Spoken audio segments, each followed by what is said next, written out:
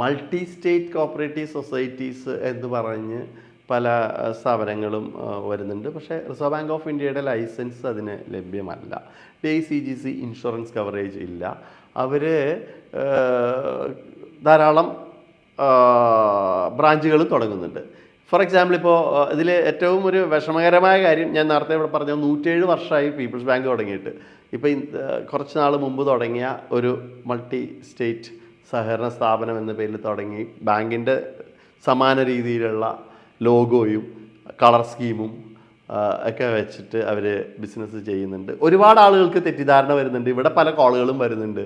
അപ്പോൾ ഇങ്ങനെ ഒരു നെഗറ്റീവായിട്ടുള്ള രീതിയിൽ ഇത് ബാധിക്കുന്നുണ്ട്. പക്ഷേ നമ്മുടെ ബാങ്കിൽ ഇപ്പോൾ നമ്മൾ